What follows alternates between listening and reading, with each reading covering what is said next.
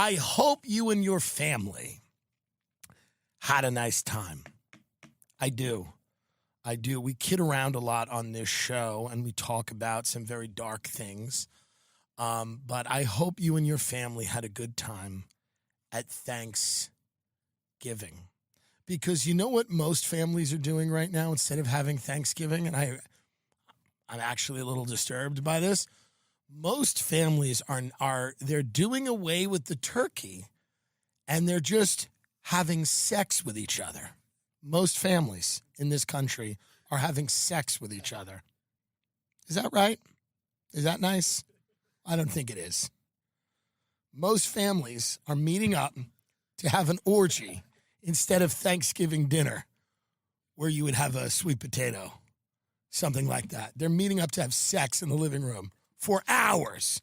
4 hours with each other. That's incest, it's pedophilia, there's other philias. So I'm just saying, to those of you who are celebrating the old-fashioned way by eating a meal with your family and not fucking them in the living room.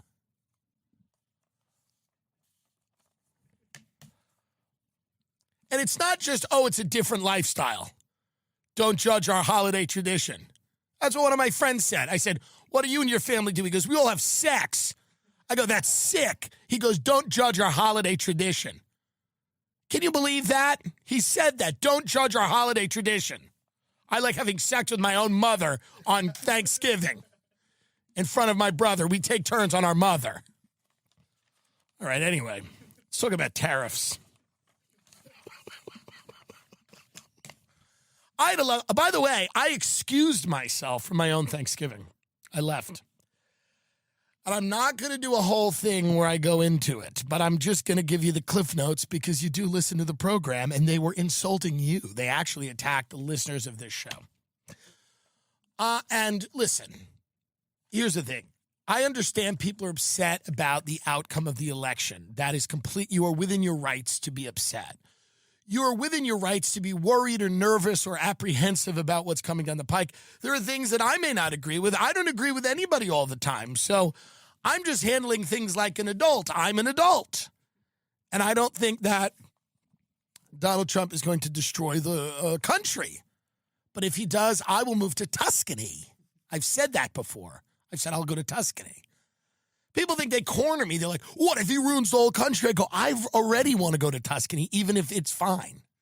I kind of am getting excited about Tuscany. Have you gone on Instagram and seen Tuscany where you have the pool and it's the Green Hills? Now, so the point is, my father's wife, they're very liberal people. And I don't mean very liberal like liberal. I mean like they have dogs named Freddie, Maya, and Ruth. And the dogs are named after Ruth Bader Ginsburg, Maya Angelou, and Frederick Douglass, the freed slave. My father chases a Bichon around the house named after Frederick Douglass, the slave. And him and his wife think it's okay. Okay? That's the cliff notes on who we're dealing with, just in case you're accusing me of being from Maya Angelou, who's a black woman, poet, who they've named a Shih Tzu after. They're sick. I'm sorry, it's a disease. Political extremism is a disease. I have to call it out if it's in my own family. And I love them. But it's a disease. If I was sitting around Thanksgiving and everybody had a burqa on, I'd go, what's going on here? I'd call that out. Ditto if everyone was in the Klan or whatever. I'm just saying, you're naming the dog. Wasn't Frederick Douglass, wasn't he the escaped slave? That's right. You don't know. We have a substitute producer whom I adore, but you have no idea if that was the escaped slave. And I think it was, right? Isn't it? I think he was the first black man in the White House. I think that's true. But am I calling him a slave for no reason? Because that's where I'm going to get into trouble. No. Didn't he? He was a slave. He started out. Why did my father and his wife get him up on Wikipedia now, please? This is a show that people are watching with their families. Frederick Douglass. He was an abolitionist. Let's see what was going on here. Yes, he escaped from slavery. I know what I'm doing. Why do I second guess myself and waste precious time? My father and his wife have a dog named after this escaped slave. Is that right? Is that okay?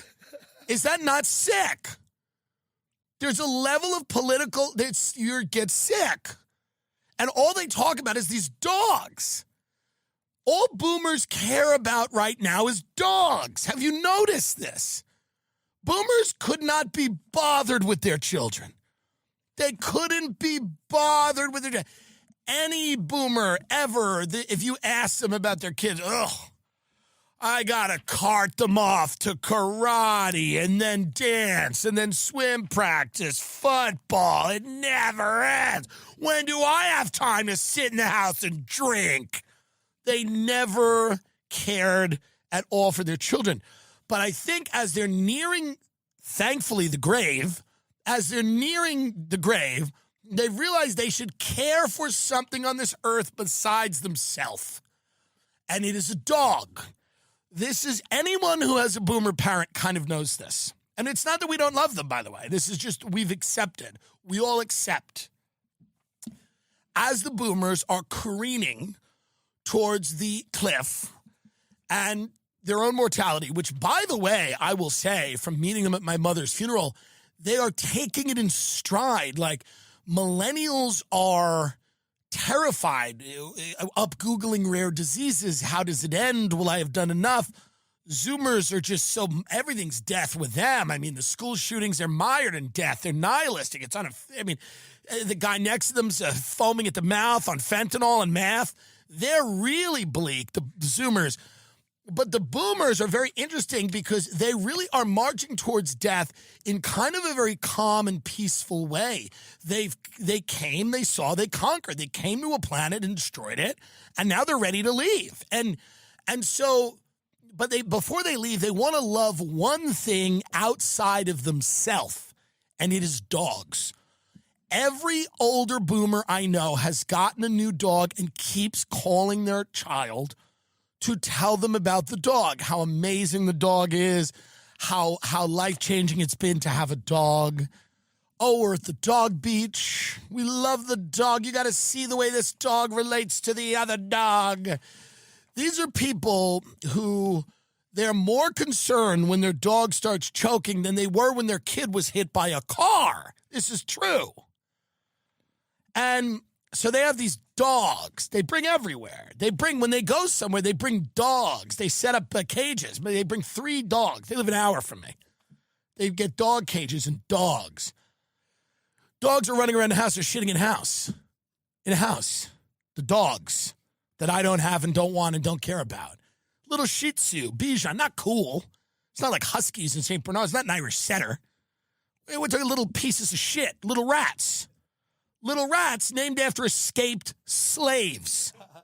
Okay? They come over 48 hours early. They come over on Wednesday for Thanksgiving, Wednesday afternoon, to do cooking. His wife wants to do cooking. She doesn't do any cooking. She brings over food and heats it up. There's no cooking. I get depressed with what's going on now with the holidays. Don't offer to cook if you're not cooking. Sorry. Just don't do it. I'll have it catered. Something. Don't offer to cook if you're not cooking. It's rude. It's disrespectful. It's wrong.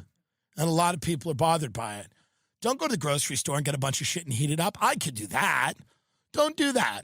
Don't do that. It's wrong. It's disrespectful. My family, we come from a great tradition of great restaurants, and my uncle has been so kind to us and he's been so good to us because he's in the restaurant business. And my grandmother was an amazing cook and would cook. She would she'd Frederick Douglass over the stove for hours, mashing potatoes and chopping celery and carrots and making homemade stuffing. So if you're going to cook, that's kind of what I expect, not getting a bunch of stuff and heating it up. Sorry, not sorry. Sorry, not sorry. Sorry, not sorry. Okay? Love and light. Again, love and light. Love and light. Peace, love, light, holiday spirit. No problems. Just you show up with food in a crate that you heat up. It's disgusting.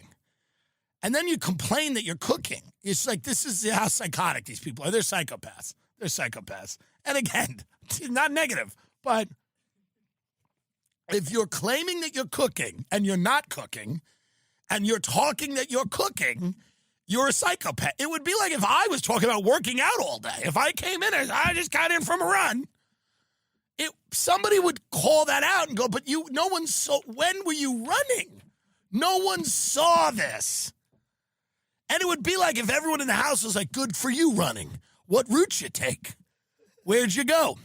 You go up 27, you make a left.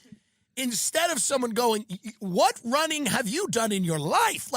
But she's talking about cooking like it's happening. This is what's bothering me. This is what's bothering me. Can I be honest? Yes or yes? She's talking about cooking like it's happening. My father is talking to his slave dog, who he's chasing around the backyard with the Maya Angelou and the Ruth Bader Ginsburg and the Underground Railroad of the Canine Underground Railroad that they got running through the backyard. My house in the Hamptons. Now, which they had to come to. I would have gone to theirs, but they had to come to mine. They love it, love it, love it. They want to come to my house. I didn't want them. Don't want them. Love them, but no one needs house guests. I'm 39, going to be 40 soon. Nobody wants house guests. Nobody wants it. I'm telling you right now, when someone says, why don't you come over? They don't mean it. If they're 20, they mean it. They don't mean it at 40. They don't want you there. They do not want you there. They want you there for a dinner, not a sleepover. This is not a frat party. Nobody's roofing anybody, okay? This is not a bring out the Narcan and let's have fun. This is come over for dinner and then get to step in. Remember the great show Martin with Martin Lawrence? He had some issues with Tisha Campbell, but it doesn't matter. He had a great show, and he used to throw everyone out of his house, and I understand and respect that. So my father's out there with his slave dog, and then a wife, who's a lovely lady, but she keeps talking about I'm cooking all day. So hard to cook. She has crates from a market. My cousin and her went to the market, and they got all this food that she's heating up in an oven. They bought a turkey. It's all fake. The stuffing is Pepperidge Farm. It's fake. This is the way people eat in trailer parks. This is the way people eat in and by the way, if you're in a trailer park, God bless you. I'm not going at you because we're going to get to elitism shortly. And I'm not that guy. I love trailer parks. My point is this. This is the way people eat in the trailer park. People in trailer parks are agreeing with me. Pepperidge Farm stuffing. That ain't it. That ain't it. You ate better than that yesterday, and you were with a bunch of people that weren't even white, right? Correct. So she brings over this is a lady who, God bless her, but this is a woman who one time for my birthday served me Tostitos scoops. Me and my friend came over to her house. Remember the Tostitos scoop? Food can be a thing to show love to someone, but it's also a way to spit on them. It's a way to spit on someone and show them that you hate them. Or you're jealous of them or whatever. I don't know. You hate them or whatever. I don't know what the problem is. I have to guess. I should have been in the street dead. They wanted me in the street on junk. And I'm in the Hamptons. They don't love that. They'd rather me be dead. They'd want me. They wish every Thanksgiving they went to a grave with me in it. Okay? That's what they want. No offense. Now, what was I talking about? What was I saying? I was making a point about, was it a little pudding? A scoop. Tostito scoops. Yeah, the scoop. I have something to say about sticky toffee pudding later, but that's later. The Tostito scoop. So my birthday one year, when I wasn't doing well, by the way, when they called me once a year, when I wasn't doing well, they had me over for my birthday because they probably by accident found out it was my birthday. And I came over and I went with Ray Kump, and me and Ray Kump went to the house and we were stunned.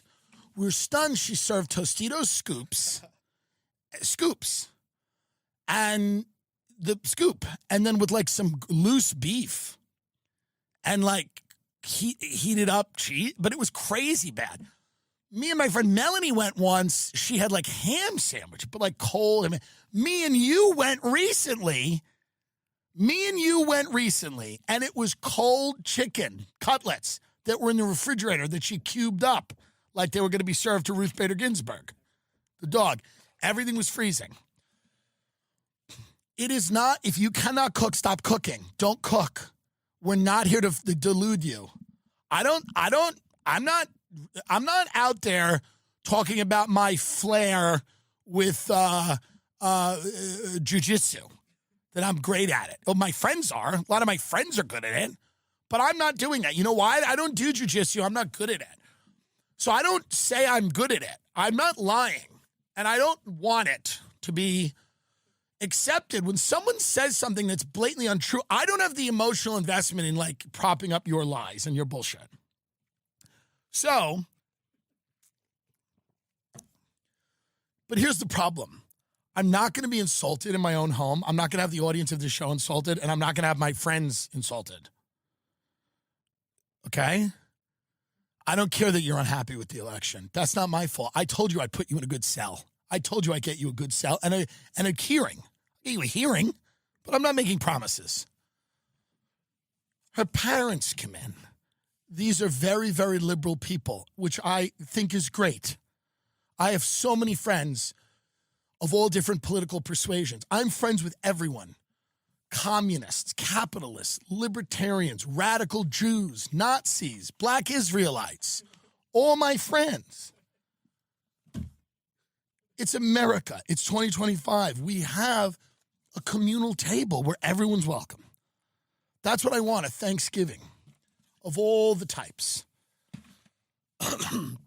She's there, daughter's there, daughter's an environmental lawyer. They don't talk, these people either. They don't say anything. They just sit silently. And then my dad will say something, and then her daughter will be like, you like RFK? My dad's like, I like some of the things he says. So it's that energy. It's that energy. In my house. It's my home. It's my home. Don't insult RFK in my home. He's my friend. It's true. And you're actually allied with RFK because you made a bunch of food no one could eat. It was the healthiest Thanksgiving I've ever had.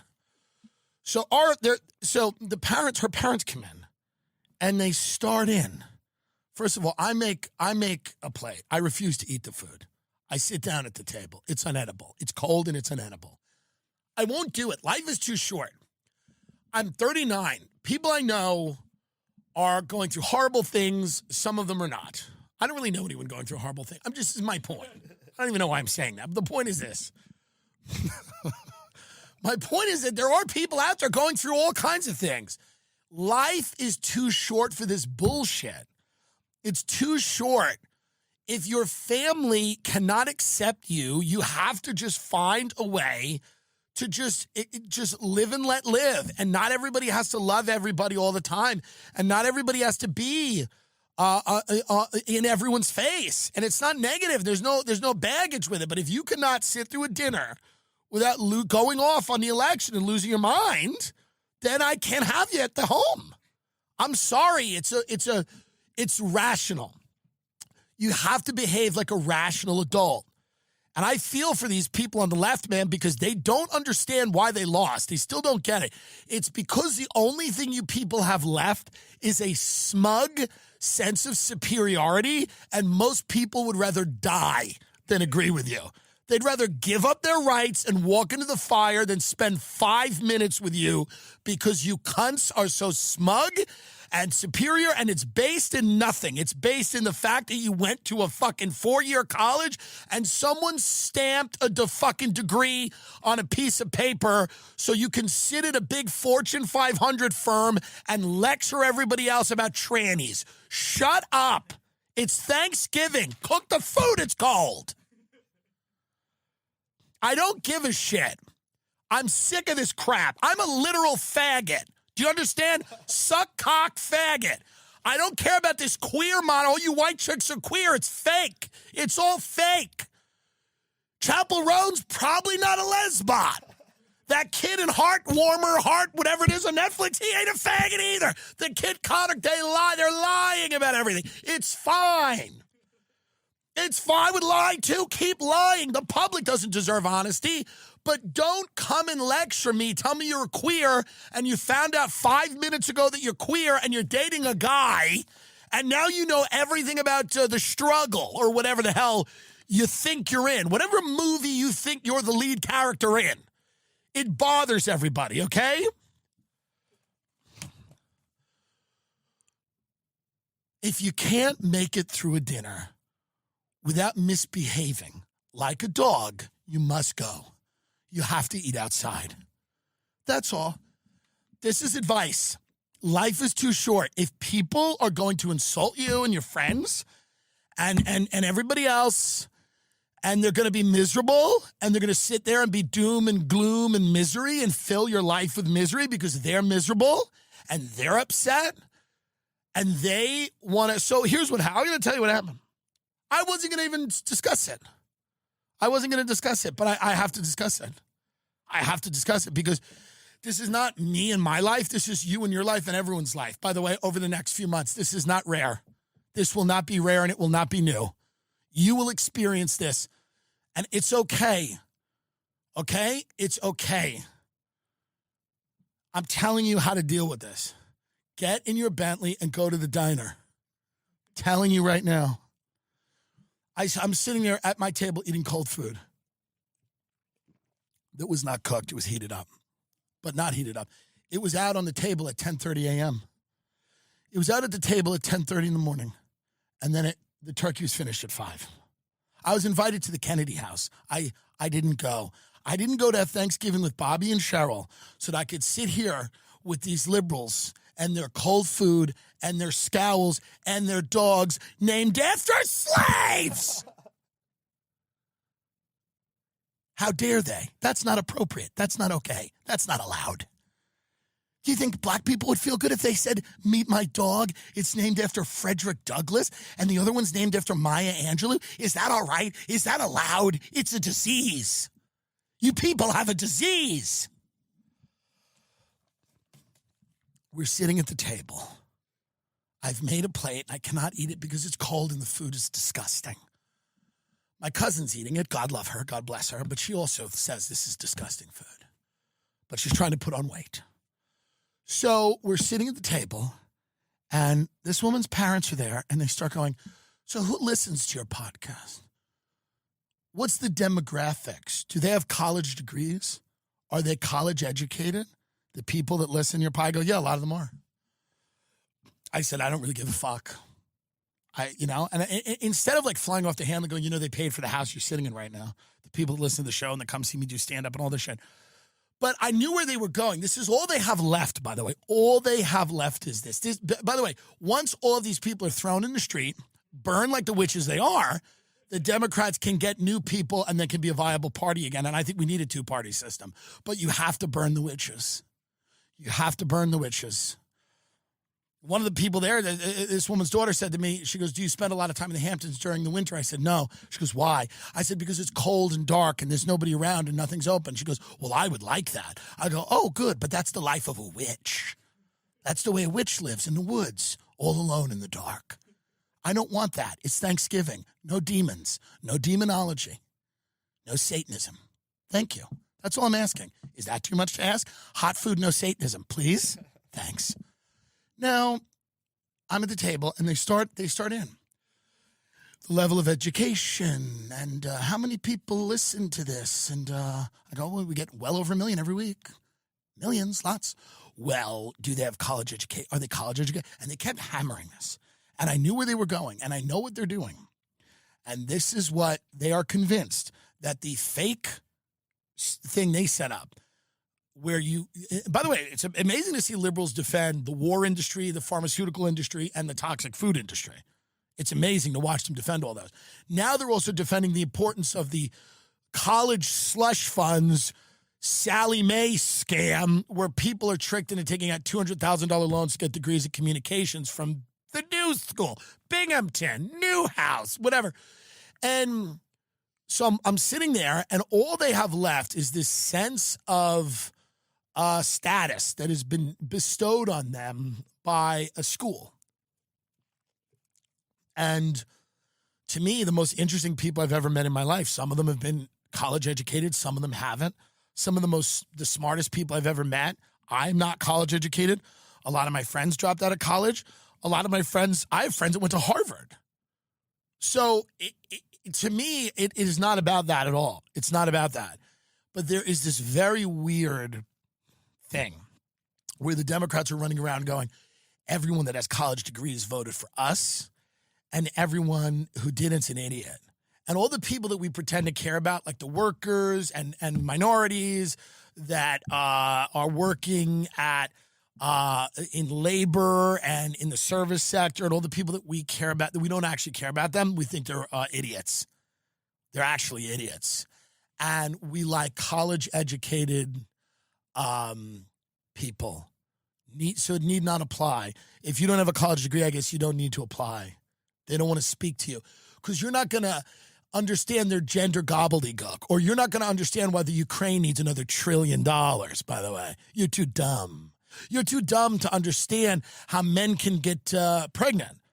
That's only for really smart scientific people that have graduated a 4-year university, okay? You mouth breather, you don't get it. You don't get why Israel needs another $90 billion to put the Palestinians on skewers and then make a little kebabs out of all the Palestinian children, which is what they're doing. But you won't get it. So they start in on that stuff. They start in on it. And I because my father's there, I'm not going to be a dick. I said, listen, I text my cousin, I go, get your stuff. I excused myself. I went upstairs, I got my stuff.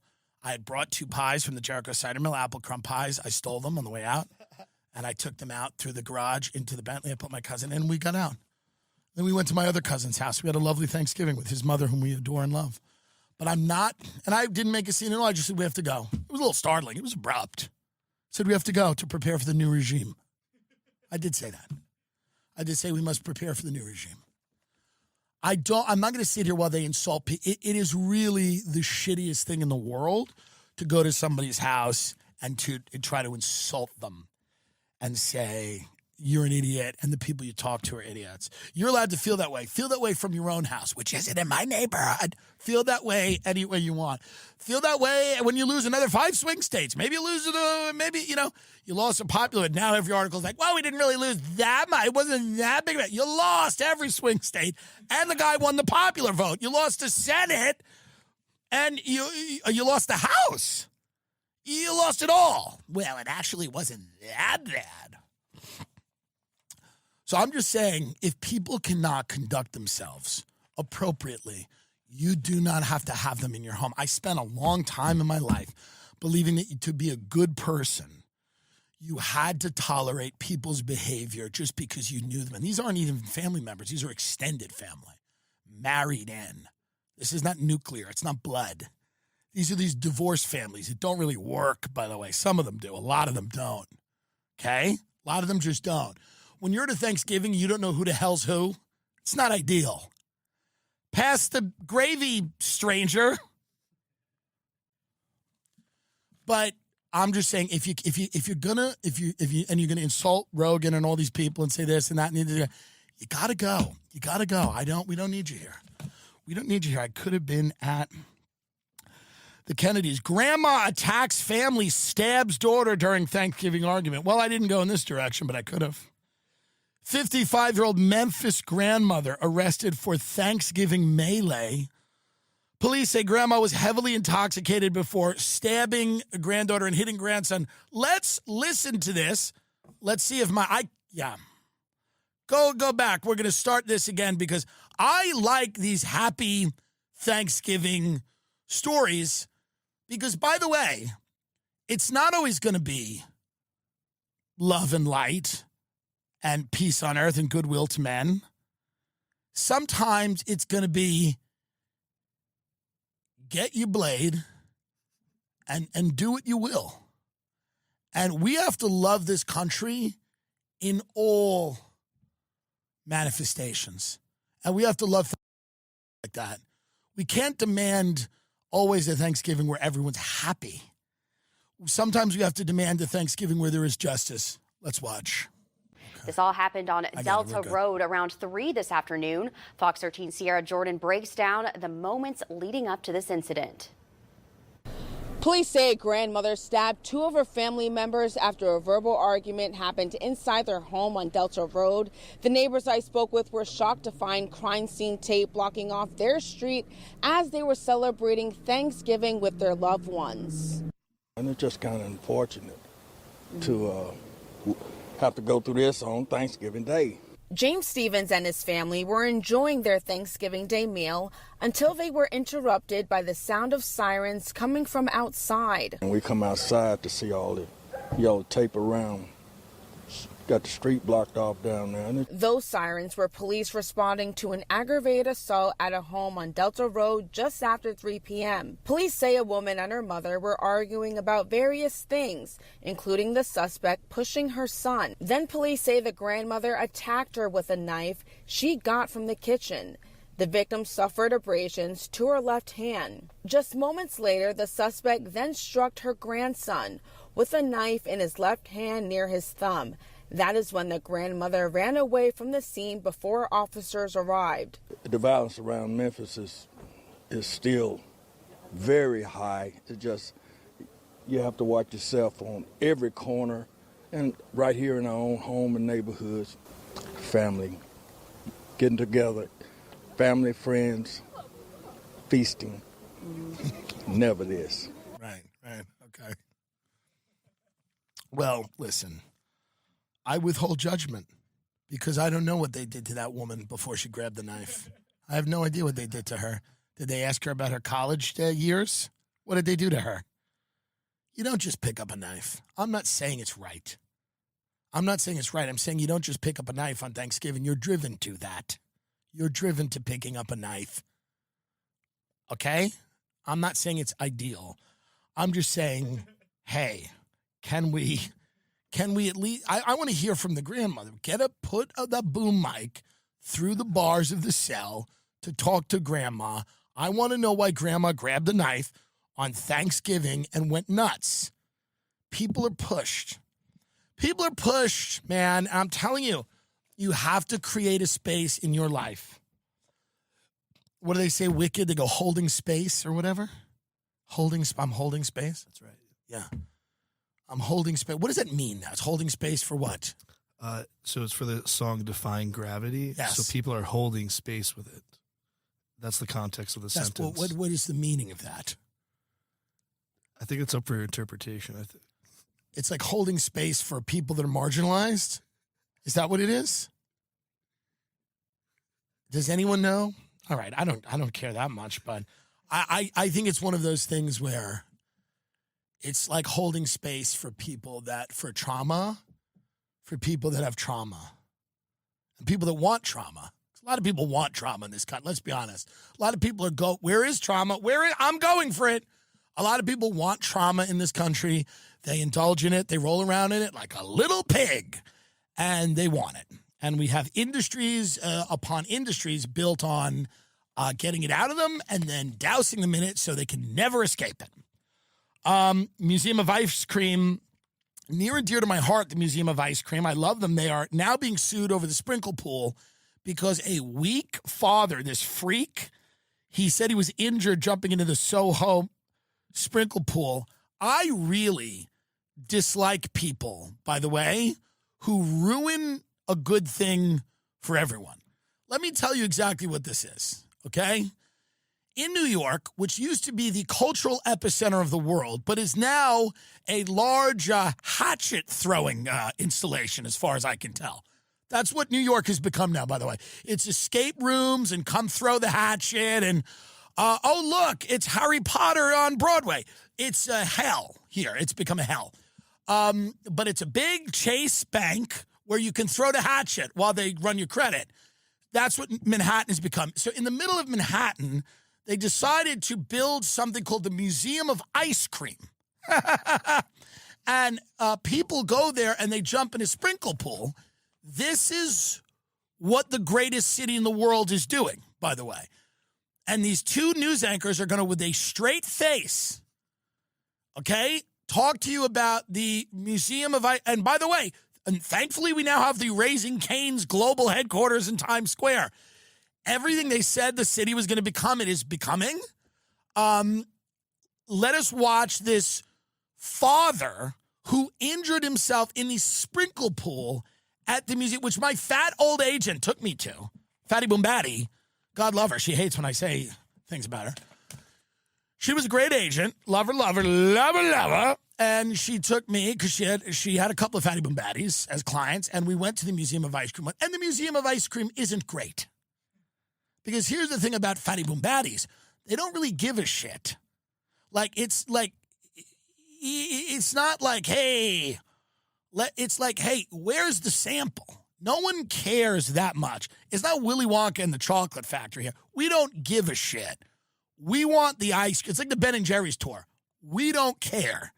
Let's skip till the end. How about we go to the boutique? Let's skip till we go to the boutique, okay?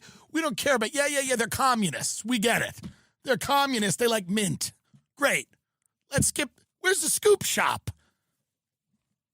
The sprinkle pool at the Museum of Ice Cream is now at the center of a lawsuit. A father is claiming he was injured earlier this year when he jumped in. Christy Galician has the story from Soho. It's not quite like jumping into a ball pit. The Museum of Ice Cream's sprinkle pool has a harder landing. I saw a couple kids land pretty hard, so I'd be surprised if an adult would jump in there. But that's what happened back in late March, according to a lawsuit filed by Jeremy Shore, who says he got hurt in that sprinkle. Do pedophiles design everything? Is there anything not being designed by pedophiles, by the way? Is there any public art installation not being designed by pedophiles in this city? Well, what if it's a pool of sprinkles and all the kids jump in? That person should, from that suggestion, there should be a chute that opens and they go, and they go right into a cell, into jail. Right to jail. I mean, Jesus Christ. Sprinkle pool when jumping in earlier this year while at the museum's Soho location with his daughter. The complaint cites an ankle fracture and, quote, severe and permanent personal injuries to his right leg, ankle, and other parts of his body, saying he needs surgery. You should have seen that it's not that deep, so you should like put your foot in first at least and see it's like not that deep. It's like this deep. We don't do that. The pool here seems to be at about ankle, maybe mid-calf for a little kid. And they are hollow. There are these little thin plastic sprinkles here. Videos of other people jumping off the nearby diving boards were also included in the complaint, like this one where this woman says she sprained her leg and needed crutches, and another showing a woman falling Why are you flat getting in? You're an adult. You're an adult. Stop that for a second. Why are, in God's name, are adults, and they didn't have this years ago when I went, why are they jumping into the sprinkle pool? Look at this retard. Look how stupid this person is. This is a grown-ass woman doing a cannonball onto a fucking floor with a foot of plastic sprinkles. Play that again. I can't get enough of it. That was like my Thanksgiving dinner. That's how it went, by the way, just like this. Boop. Why do you realize those? Number one, think of how stupid we are as a society now that we even have a sprinkle pool, and that it needs to be regulated. That's how bad we are as a society. That there exists a thing called a sprinkle pool. You can't just eat ice cream. You got to jump in a pool of sprinkle. Now, by the way, I think this guy knew this was like this. I think he needed a lawsuit. I think this is a guy who goes, I'm fucked. I need to go jump in the sprinkle pool right now. I think he was sitting there talking to his wife, and he goes, I've been to that. I've taken our kids. I've seen a couple of people really injure themselves. I know how to get us out of this. I can get us out of it. They're sitting there. They're having a rough breakfast. She's going, we are fucked. We have about 4 months of expenses left, and then we are fucked. We've got nothing. He goes, all right. Listen, you're going to think it's crazy, but I'm going to go jump in the sprinkle pool at the Museum of Ice Cream and sprain my leg. We'll scare him. It'll get a lot of bad press. We'll settle out of court. 400,000 or 500,000, something to keep us alive here. John, that's ridiculous. I'm telling you, I've seen people. I saw some dumb bitch do a cannonball into it the other day. People are getting hurt. Really? Yes. I'm just saying I'm going to go there and really hurt myself. John, don't do any permanent damage. I got a doctor. He'll say I'm all fucked up. Really? Yes. I'm telling you. I mean, listen to this. The complaint, failing to have sufficient, proper, and adequate warnings about the dangers and risks of the sprinkle pool. Can you imagine this? Can you imagine being a grown man? A grown man. A grown-up. People in the Ukraine are dying. People in Russia are dying in this 3-year bloody battle, right? People in Gaza are being lit on fire, okay? People in Israel got kidnapped from a music festival and ended up in a tunnel. Okay? People all over and my parents have dogs named after slaves. All of the problems in the world. And this guy is suing the Museum of Ice Cream because they have not sufficiently warned him about the dangers and risks of the sprinkle pool. Can you can never tell that story. I don't care how much money you get. You can never tell that story in mixed company again. Well, Joanna just got over cancer. Well, John actually injured himself have you been to the Museum of Ice Cream? He jumped in the sprinkle pool and hurt himself. He has tendon issues and kind of nerve issues, a lot of neuropathy. He's got a lot of pain. And I'm telling you right now, this is the most undignified thing I have maybe seen in 7 years of doing this show, is that a man has injured himself in the sprinkle pool. Here, let's finish this up. It's disgusting.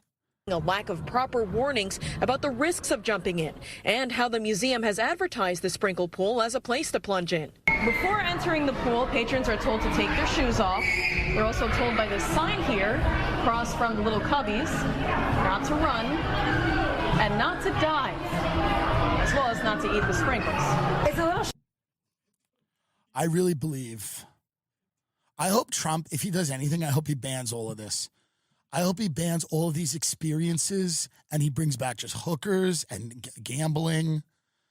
All of these experiences that people are getting into, these like viral marketing stunts, this hatchet throwing, these escape rooms, these weird, odd, like quasi, social experiment type. I want it all gone. It should not be in New York. Let it happen in other places. Let it happen somewhere else. I don't feel comfortable. And if it happens, let it be a pop-up. This thing's been there like a decade. Like, I'm uncomfortable with the level of banality and mediocrity that New York City is just churning out. All of this very, like, basic stuff for basic people, which is not what it was. The city was not intended to be a mall in the suburbs. It's not what it was intended to be. I mean, the fact that we have a sprinkle pool and we have these retards who don't know that they shouldn't dive into it, what's going on here? I don't like this. It's just becoming like silly, because everyone that visits me, they go, oh my God, what is that bed? I go, it's the Helix. Okay. Think about this. November offered 25% off site-wide, 2 free Dream pillows with any mattress purchase, free bedding bundle, 2 Dream pillow sheet set and mattress protector with any Luxe or Elite mattress order. The Midnight Deluxe is the one that I have. It's amazing. I'm telling you right now, you can take a small quiz on Helix, very quick. It'll tell you exactly the right mattress for you. I mean, it's amazing how good sleep can change your life. So many people have back pain. They can't find the right position. Maybe they're a side sleeper. They sleep on their back, whatever it is. Helix has a mattress for you if you sleep hot, cold, firm, soft, somewhere in the middle. I'm telling you, Helix is going to find the exact mattress for you, and you're going to love it. I have never been as sure of anything in my life. Go to helixsleep.com/timd. helixsleep.com/timd. Like a lot of people, my family are not the most tech savvy, so it seems weird to get them a tech-adjacent gift. But Aura's digital frame is actually perfect. That's because, yes, it's tech, but it's so easy. I'm into this. If you don't know what this is a picture frame, but it's digital, so it has different photos. Isn't that amazing? This is the new thing. And what it is you're sitting in the house and you're looking at, and then you turn your head and you go, it's another picture. And for a split second, you go, am I having a stroke? But you're not. It's actually several photos digitally loaded into this picture frame, and it's so exciting. It's a conversation piece. It's so easy to get started, but then once you do, the tech is incredible. I can upload photos right from my phone in just a click. It'll even pair photos together for me like two pictures of the same person or from the same day. There's no memory cards or USBs required. Oh, USBs, sorry. There's no memory cards or USBs required. There's a reason Wirecutter named it the #1 best digital photo frame. For a limited time, visit auraframes.com and get $45 off Aura's best-selling Carver matte frames by using promo code TIM at checkout. That's AURA frames.com, promo code TIM. This exclusive Black Friday Cyber Monday deal is their best of the year, so don't miss out. Terms and conditions apply. $45 off. Use code TIM. Shop Aura's Black Friday Cyber Monday sale. Exclusive $45 off Carver matte at auraframes.com. Use code TIM at checkout to save. This is one of the coolest gifts you can give anyone. I'm telling you, the holidays are coming up, and it's amazing. Give it to anyone. They'll love it. By the way, the Thanksgiving Day parade, I don't know what it's dark now. Something happened to this parade. Something's wrong with it. I don't know what it is, and it's not like the Disney is trying to make your kids gay or something. I'm not going in that direction. I'm just saying, like, the actual parade itself. Can you play some footage of it? I know they were in the rain. There's just, the magic is gone. I don't know what happened. Is this year? Yeah. Can you just pick a random spot and just play something?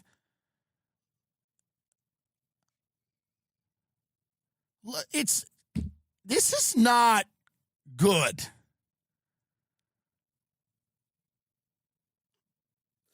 It's dark.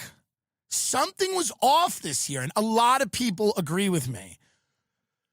When you watch the parade, like, something was odd. It just didn't feel... What is that? What is that? What is that thing? It's some sort of anime character. What is happening? The balloons are scary now. What is that? This is the Green Giant. Why is it a thing? Isn't that the vegetable? Yeah. Something's wrong here.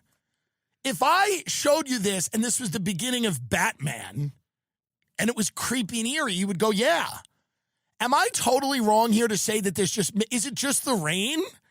Why is this person on stilts? There's something dark. Look at this. Listen, maybe I'm wrong and maybe I'm going crazy, and maybe people that are listening to this are free to say that I've lost my marbles. There was something about the parade this year. Get some more of it up. There was something about it this year that I found very disconcerting. I didn't find it to be warm and wholesome and fun. And again, it's not because it was like the Drag Queen Story Hour float, although the Death Becomes Her was a little odd, but it's fine. What is this? The Kinder Bar chocolate float? Yeah, it's a lot of brands. It was all SponCon. It's all weird SponCon, and no one looks into it. Right, SpongeBob, great. What is this? No one, I know it's raining, and maybe that explains it, but no one looks into this anymore. People look like this is like a Soviet-era parade. This is like the military parades in Moscow people seem happier. This seems like people were conscripted and drafted into this. No one looks happy. They look like they're like, again, I've watched this every year since I'm a kid, and I just felt weird about it this year. There's something weird. This is the marching band from Sioux Falls, South Dakota.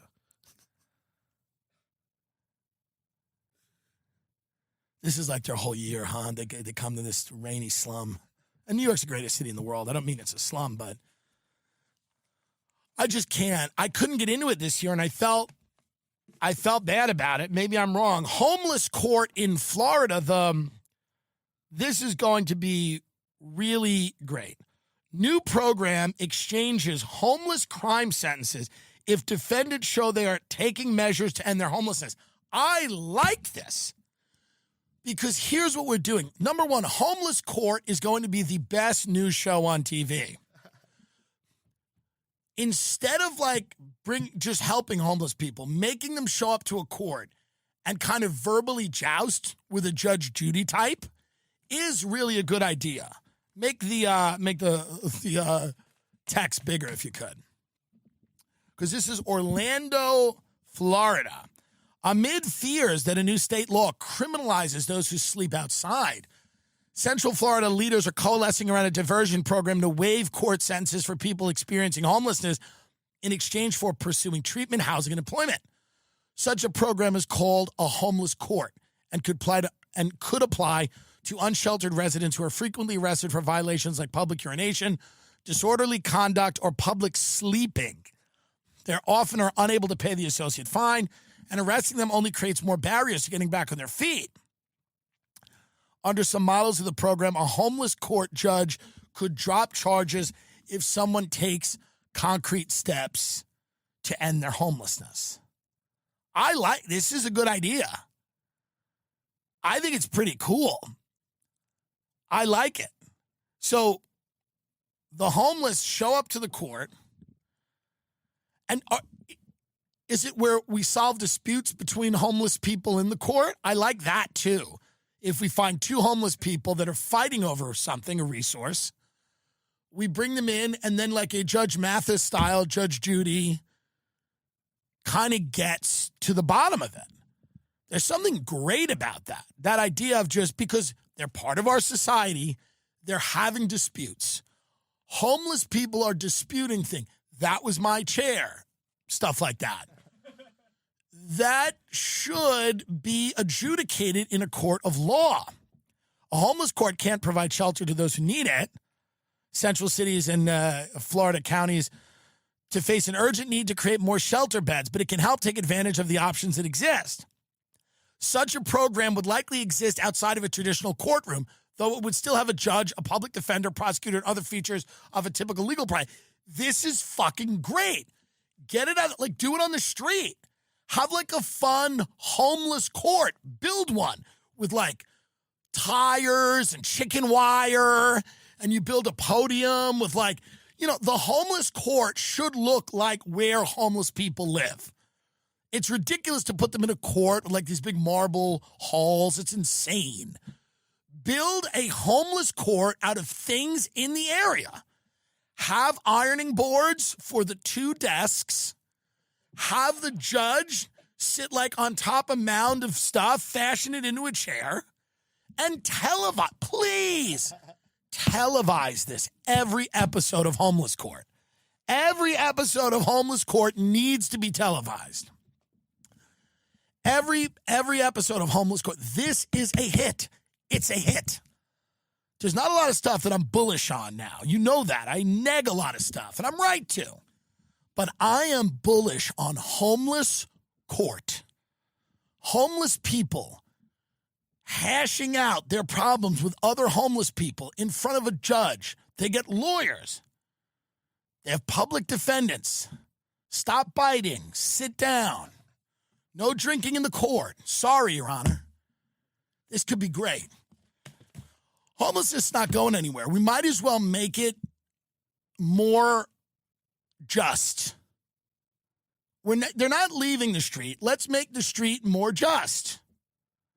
If they have issues, if they want things, if you want something, the nation's first homeless court was founded in San Diego, and in a 3-year period, it handled nearly 11,000 cases. Just 16 of those cases resulted in a guilty plea. Yeah, well, of course. 11,000 cases. Did you do it? No. 16 of them resulted in a guilty plea. He's saying you lit his tent on fire. Nah. All right.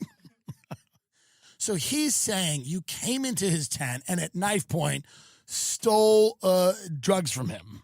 No, you didn't do that. Okay. Well, by the powers vested in me in Homeless Court, you are free to go. please have a homeless court. That's where the sprinkle pool freak should have to go. He should go to homeless court, by the way, and he should have to explain that he injured himself in a sprinkle pool. When somebody comes up to homeless court and they're bleeding and they're having like a seizure and they're screaming at the judge, and then they go, all right, move on, and then they bring up him and he goes, hi, I injured myself in a sprinkle pool. Now I'd like some money. I'm sorry about this. There's two homeless guys trying to figure out who bit who first. And then they go, we're gonna take a recess to do this sprinkle pool nonsense. I love Prize Picks. I like winning. You can now win up to 100 times your money on Prize Picks with as little as 4 correct picks. It's the best way to get action on sports in over 30 states, including California, Florida, Georgia, Texas. It is the best place to get real money sports action. I'm telling you. They invented the flex play, which means you can still cash out if your lineup isn't perfect. You can double your money even if one of your picks doesn't hit. Prize Picks puts their members first, so all withdrawals are fast, safe, and secure. When my picks hit, I can get more money in as quick as 15 minutes. Prize Picks now offers Venmo for quick and easy deposits and withdrawals into your account this sports season. Sign up today and get $50 instantly when you play $5. You don't even need to win to receive the $50 bonus. It's guaranteed. Prize Picks also offers weekly promotions that can lead to big payouts like Taco Tuesday each Tuesday. Prize Picks discounts select player projections up to 25% to provide even more value for your lineups. Think James Cook will get more than 60 yards next week? Joe Burrow pass more than 1.5 touchdowns? Cook up hot takes with your friends and win real money this football season when you and your crew run your game on Prize Picks. Run your game. I'm telling you right now, get hair. Men, when you leave the house, it's phone, wallet, keys, and how does my hair look? But if you're experiencing hair loss, like my friend John Kennedy, you may not be so confident when you step outside your door. It's time to, and he's not one of those Kennedys, it's time to get that confidence back and restore your hair with Hims. No man wants to lose hair, but for men, it's actually very common. And now with Hims, the solution is simple. Try Hims Hair Loss Solutions, and you'll be joining hundreds of thousands of subscribers who got their flow back. The only thing worse than losing your hair is waiting forever for it to grow back. That's why you need Hims. You can start seeing your hair grow back in as little as 3 to 6 months. Hims provides you with convenient and quality access to a range of hair loss treatments at work, all from the comfort of your couch. They make treating hair loss simple with doctor-trusted opinions and clinically proven ingredients like finasteride and minoxidil that can regrow your hair in as little as 3 to 6 months. Choose from personalized chewable oral spray or serum treatments to find out what works best for you. Start your online visit today, hims.com/Tim. That's HIMS.com/Tim for your personalized hair loss treatment option. hims.com/Tim. Results vary based on studies of topical and oral minoxidil and finasteride. Prescription products require an online consultation with a healthcare provider who will determine if a prescription is appropriate. Restrictions apply. See your website for full details and important safety information. I also, before we get out of here, I want to talk a little bit about Gen Z, because Gen Z right now, the loneliest generation, they're spending 6 hours a day online. And this is obviously not their fault. No, the people writing about these, I'm not saying Gen Z is planting these articles, because we're all a little sick of it.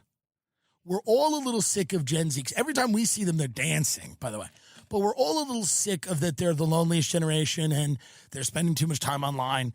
By the way, Australia just banned social media for people under 16. Social media is banned for people under 16 in Australia. Maybe that comes here in America. Probably not. There's just too much money in it.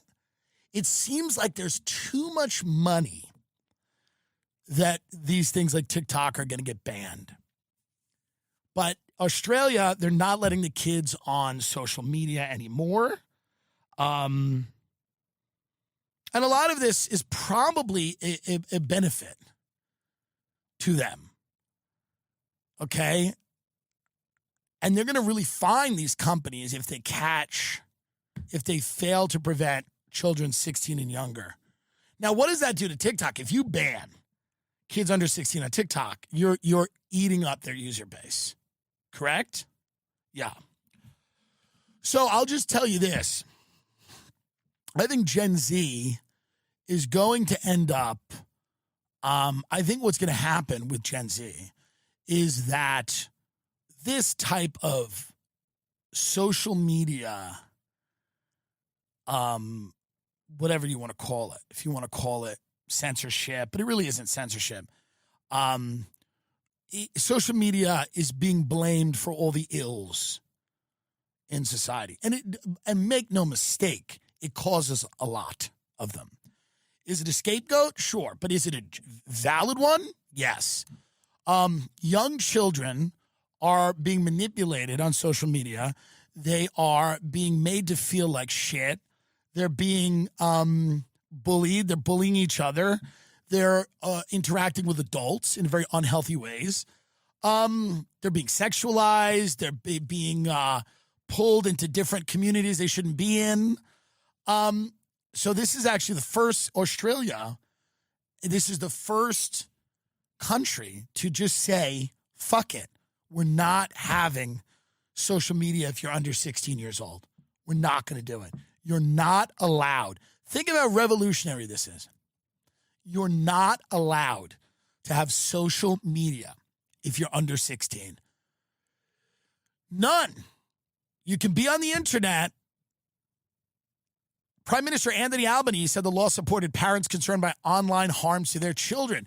Platforms now have a social responsibility to ensure the safety of our kids is a priority to them. Here's the question. Will America do this? Jonathan Haidt wrote that book, The Anxious Generation.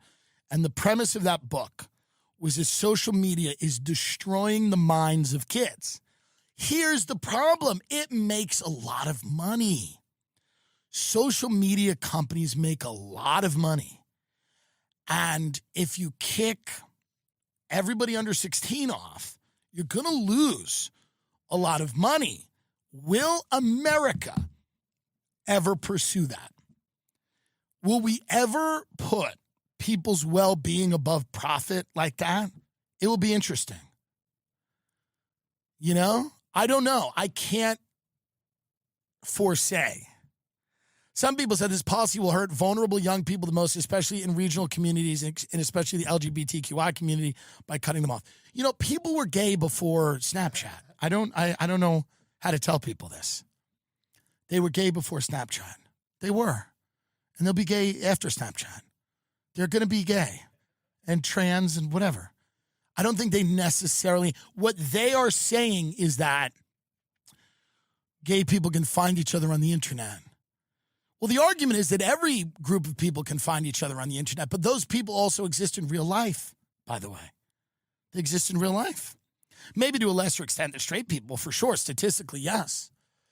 But I do think that, you know, Wayne Holdsworth, whose teenage son Mac took his own life after falling victim to an online sextortion scam, has advocated for the age restriction and took pride in its passage.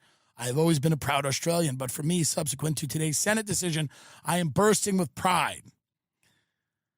So there's a lot of kids in Australia, because Australia is very interesting. It's a very dark place, even though it's very like sunny and, you know, everybody's in great shape and they all go, a lot of deadly animals, but nobody cares. People go swimming, they surf, they're hot, they fuck, da-da-da-da-da. There's a weird darkness underneath it because they're all descendants of criminals. And they all live in these kind of like bucolic suburbs, but underneath that, there's a real darkness. They've taken all these aboriginals and put them in the middle of the country. There's that they don't really speak about. But even deeper than that is just this idea, I think, that the Australian culture is about drinking and partying and having fun. And there's not many more elements to it except for that. And I think you either fit into that or you don't. And if you don't fit into that, you know, I don't know what you're doing over there. But there's been some wild stuff in Australia. Some weird stories. That woman who poisoned her family with those mushrooms. The largest child porn bust in the 2010s was in Australia. Like, there's some weird shit going on. And I do understand people that go, hey, this will deprive the kids of the positive aspects of social media, drive them to the dark web, discourage children too young for social media to report harm, and reduce incentives for platforms to improve online safety. I do understand saying that my son or daughter is found a community on the internet that they don't have in their physical life, and it has helped them. I get that. But there's a lot of children that are being harmed on the internet, that are being taken advantage of, that are not finding physical communities. And that, they're being extorted. Send me nudes. And then that poor kid, killed himself because they were saying, give us money or we're going to leak all your stuff. I just wonder, in America, will we ever do that in America? I don't know. It just doesn't feel like it's coming. Many of the children in America who we would be protecting by getting rid of social media are just, they make too much goddamn money, these kids. They have thriving enterprises, some of these children. Thriving. They're killing it. Killing it. And you got to break a few kids to make an omelet or whatever. And I think, I'm saying it's terrible what's happening, but some of these kids, not everybody on the internet's going to care about kids as much as that Mr. Beast. Right? You're right? Him and his crew, they care about the kids. But there are going to be people on the internet that aren't good to the kids. Mr. Beast's crew was so nice. They would talk to the kids. To me, to take time out of your day as a content creator to constantly speak to children is pretty fucking cool. And not every creator is going to have the time to do that.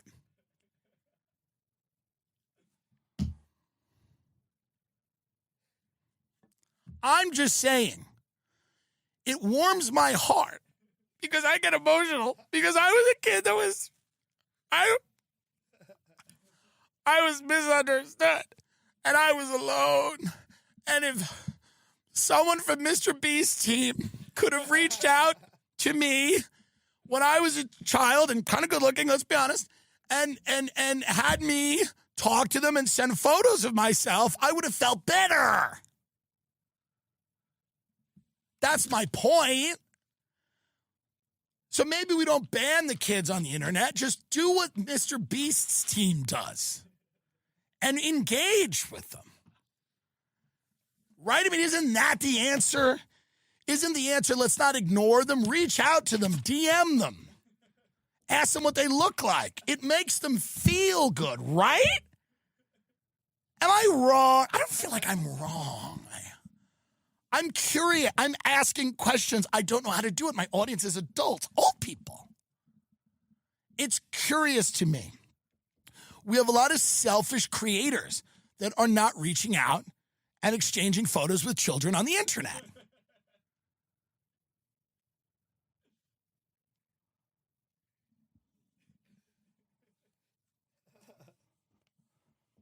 We'll end with this. Canada Mall criticized for using Baby Shark to deter homeless.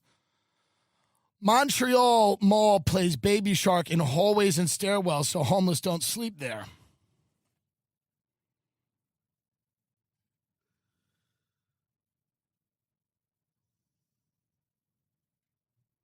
Blasting Baby Shark to keep out homeless people is just the latest tactic.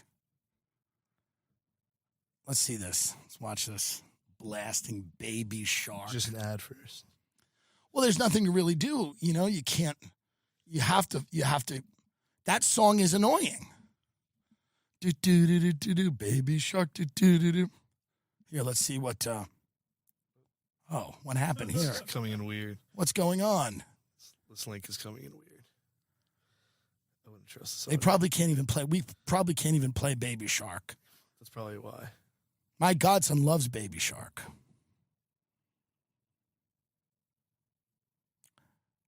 An advocate for homeless people calls a tactic cruel and unusual. It is impossible to resolve the complexities of homelessness by using juvenile tactics that are conceived to exalt. Well, I did a thing about this years ago where they were just trying to turn every public space into a level from Super Mario Brothers. Like it all had spikes and it all had like things that prevented homeless people from sitting down. And it just had like thwomps like falling on the homeless people. It just became Super Mario World. They just had little Koopas, little mechanical Koopa Choppas just go by. Well, they're trying to turn all these public spaces into video games so that homeless people cannot sit there or lay down or do anything. And now they're blasting Baby Shark. It's not easy. Nothing's easy. Okay?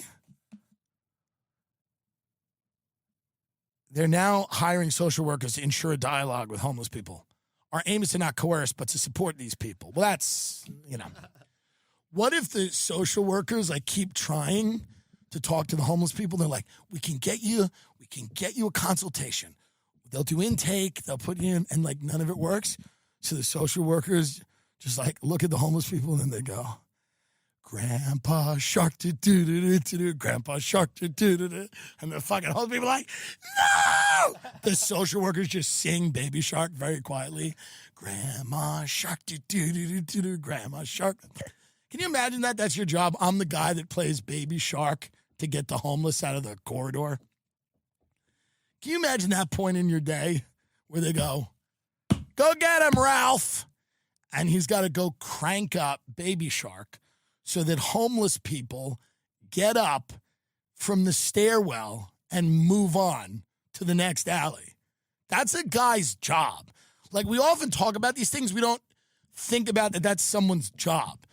He's got to blast Baby Shark like he's in Abu Ghraib torturing a detainee. He's got, because we did that with loud music. He's got to blast the song Baby Shark and then watch the homeless crawl out of the stairwell. Is there any non-copyrighted Baby Shark we can play? Or is it all? It's probably all copyrighted. Yeah. They probably got it all covered. Because it's such an interesting, it is so annoying, that song. And you just see them lumbering out. You play Baby Shark. Because it had to, by the way, they wouldn't do it if it didn't work. So one night they tried it. They go, just fuck it. Flood them with Baby Shark. And they turned up Baby Shark. And then all of a sudden, you just saw a bunch of people with that big foot and the blanket. And they just started moseying down the road. And they went, oh, we found what gets the homeless people moving. And it's the song Baby Shark. I wonder if it was the first song they tried. This has 1,000,000 trillion views. It has 15 billion views. Baby Shark. It's one of the most viewed videos on YouTube. Some of those views are homeless people being kicked out of a stairwell, by the way. That accounts for the last 200 views are homeless people wandering out of a stairwell. timdilloncomedy.com for any tickets to live shows that you may or may not want to see. Austin, Texas at the Mothership, Wednesday, December 11th, Thursday the 12th. We're going to have a lot of fun. And we are excited to see everybody in Oxnard and Irvine in California. I'll be out there for a lot of December. We hope you enjoyed your holidays. I enjoyed mine. And we want you to go forward. And our new date, January 23rd in Connecticut, we're adding a second show at the Ridgefield Playhouse. We believe we're going to add a second show there. And thank you, everyone. We love you. We'll see you on Patreon, and we will see you next week. Baby Shark.